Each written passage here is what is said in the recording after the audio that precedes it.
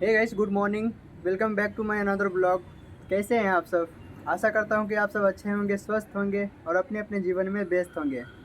तो गाइस, कुछ दिन पहले मैंने एक चैलेंज रखा था डेली ब्लॉग बनाने का। 30 डेज चैलेंज रखा है डेली ब्लॉग बनाने का।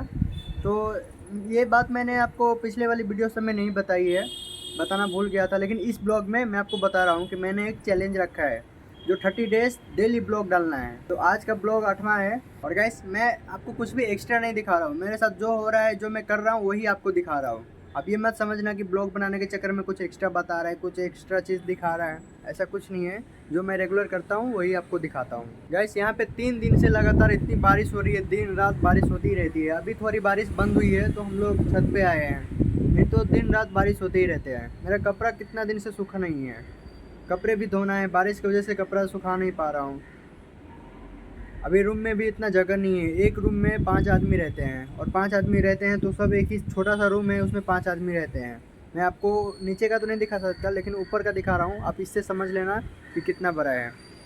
ये देखो, ये जो छत है, यहाँ से जितना छत दिख रहा है ना, इतना ही बड़ा रूम है नीचे का भी। ठीक है, हम लोग जिस रूम में रहते हैं उसी रूम का छत है। तो इससे आप अंदाज़ा लगा लो कि कितना बड़ा रूम होएगा। इसमें 5 आदमी रहते हैं गाइस। तो यहाँ पे जगह नहीं मिलता कपड़ा सुखाने के लिए। रूम में तो जगह नहीं है, छत पे सुखाना ही पड़ता है हम लोग को।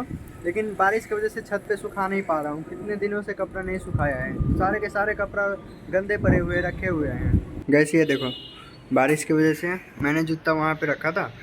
ये देखो, यहीं पे जूता रखा था, ठीक है, लेकिन ये पूरा गीला हो गया था। ये देखो, सॉक्स भी पूरा गीला हो गया था। तो मैं सुबह सुबह उठा के इसको पानी निचोड़ के यहाँ पे सूखने के लिए रख दिया था। जूते का हालत देखो भाई, लेजर का शू है और ये बारिश में भीग गया था। और आपको तो पता ही है, लेजर का शू पानी में टिकता नहीं है, ख़राब हो जाता है। और ये देखो, पीछे से फट भी गया है गाइस, दिख रहा है। सोच रहा हूँ एक शूज़ ले लूँ, नया शूज़, लेकिन अभी तो छुट्टी नहीं है। जिस दिन छुट्टी रहेगी उस दिन शूज़ ले लूँगा। मेरे पास दूसरा शूज़ है भी नहीं जिससे पहनकर मैं डिप्टी जा सकूँ। वही शूज़ था, वो गीला हो गया है। थोड़ा देर देखते हैं, वेट करते हैं। अगर वो थोड़ा सा भी पानी सूख जाएगा तो वही पहन के चला जाऊँगा डिप्टी। बट जिस दिन छुट्टी रहेगी उस दिन जाकर नया शूज़ ले आऊँगा दुकान से। बहुत दिनों से सोच रहा था एक शूज़ ले लूँ, लेकिन वो चल रहा था तो उसी को चला रहा था। लेकिन अब तो पूरा ख़त्म हो गया है गाइस। लेजर का शूज़ है और पानी में तो ज़्यादा दिन टिकता नहीं है। और आज 2 दिन पानी में गीला हो गया था गाइस। एक दिन तो ज़्यादा नॉर्मल था, लेकिन आज बहुत ज़्यादा गीला हो गया था। तो उसको कपड़ा मार के अंदर डाल उल के, अंदर से कपड़ा मार के अच्छा से क्लीन करके फिर उसको रखा है। अभी थोड़ा ड्राई हो गया है, लेकिन गीला ही है थोड़ा बहुत। गाइस, मैं अपना पर्सनल बात आपको बताता हूँ। अभी हमारे घर पे कुछ प्रॉब्लम चल रही है। मेरे ऊपर, मेरे मम्मी पापा के ऊपर बहुत सारा कर्जा है। ठीक है, बहुत सारा पैसा है, लोगों से लिए हुए थे। मिनिमम 3 लाख होंगे, 3 लाख 4 लाख। मेरी सैलरी है 20,000, पापा की सैलरी भी 20,000 है। तो दोनों मिलाकर 40,000 हो जाते हैं। और गांव में पता है 5 रुपये ब्याज, यानी कि 5% महीने का बढ़ता है। तो महीने का इतना पैसा बढ़ता है, इतना ब्याज ही बढ़ता है उसका। महीने का कम से कम 30-35 हज़ार रुपये ब्याज ही चल रहा है, सिर्फ ब्याज। अभी ब्याज चल रहा है। तो हमारा सैलरी 20,000, पापा का सैलरी 20,000 है, टोटल 40,000 हो रहे हैं, जिसमें से घर के खर्चे में 15,000 रुपये चले जाते हैं।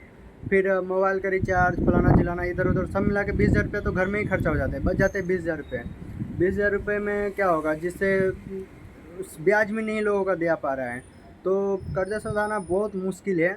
इसलिए हम लोगों ने डिसाइड किया है कि मेरे पास जो खेत है, मेरे पूर्वजों वाली खेत है, मेरे पापा का जो पिताजी थे, मेरे दादाजी, उनका दिया हुआ खेत है, वो सोच रहा हूँ वो बेचकर कर्जे वालों को दे दूँ। और फिर जब पैसे होंगे तो वापस ख़रीद लेंगे दूसरा खेत, क्योंकि अपने पैसे से तो कर्जा सधने वाला है नहीं। तो आज पिछले 15 दिनों से हम इंतज़ार कर रहे हैं कि कब कौन ग्राहक मिलेगा खेत खरीदने के लिए। लेकिन कोई भी खरीदना नहीं चाहता है गैस, बहुत सस्ता मांग रहे हैं। अभी अभी मजबूरी है हमारा, तो क्या करें, अभी बेचना ही पड़ेगा। अभी सब बोल रहे हैं 3 लाख के कट्ठा दे दो, कोई बोल रहे हैं 3.5 लाख के दे दो, 3 लाख में। लेकिन हम लोगों ने बोला था लास्ट 4 लाख दे दो, लेकिन कोई 4 लाख पे मान नहीं रहे हैं। तो हम लोग 3.5 लाख वाले को ही दे रहे हैं। लेकिन अभी भी उनका भी कंफर्म हुआ नहीं है। देखते हैं, अगर बिक जाएगा तो हमारे लिए अच्छा होगा, क्योंकि कर्ज से अगर मुक्त हो गया तो वैसे पैसा का बरकत दिखता है। लेकिन सर पे कर्जा रहता है ना, तो कितना भी कमाओ तो कुछ पता ही नहीं चलता है कि पैसा कहाँ जा रहा है, कहाँ नहीं जा रहा है। तो अभी इसलिए हम लोग खेत बेच रहे हैं। मम्मी का कॉल आया था, एक बोला है कि एक लोग थे तो वो 50,000 रुपये दे रहे थे, एडवांस 50,000 रुपये दे रहे थे और बोल रहे थे 15 दिन के बाद बाकी के पैसे दूंगा। तो मैं मना कर दिया, मैं मम्मी को बोला पैसे मत लो अभी, क्योंकि जब सारे पैसे एक साथ देंगे तो ले लेना, क्योंकि अगर एडवांस आप ले लोगे तो वो फिर 1 महीना लगाएगा, 2 महीना लगाएगा, क्या पता कितना दिन लगाएगा, हमें तो पैसा की ज़रूरत है। तो मैं उनको बोला एडवांस मत लो, नहीं तो अगर एडवांस हम नहीं लिए रहेंगे तो किस जो भी हमको पैसा देगा उसको हम दे सकते हैं, और अगर एडवांस ले लिए रहेंगे तो जिससे एडवांस लिए उसी को देना पड़ेगा। इसलिए मैंने बोल दिया मम्मी को कि एडवांस मत लो। ड्यूटी जाने का टाइम हो गया, लेकिन सॉक्स अभी तक सूखा नहीं, अभी तक गिला ही है। शूज़ थोड़ा बहुत सूख गया है, क्योंकि उस पर कपड़ा उपड़ा मारते तो वो सूख गया, लेकिन सॉक्स अंदर का थोड़ा बहुत गिला ही है, तो गिला ही पहन लिया। अब देखो शूज़ पूरा सूख गया है, ड्राई हो गया, लेकिन सॉक्स थोड़ा बहुत गीला है। तो गाइस मैं अभी आ गया हूँ, अभी ऊपर जा रहा हूँ, खाना खाऊंगा, उसके बाद ड्यूटी में चला जाऊंगा। तो आप लोगों से मिलते हैं शाम को 4 बजे। तो गाइस ये है पायसम, जिसको हम लोग गांव में सबई का खीर बोलते हैं, साउथ में यहाँ पे इसको पायसम बोला जाता है, जो कि बहुत ही ज़्यादा टेस्टी होता है गाइस।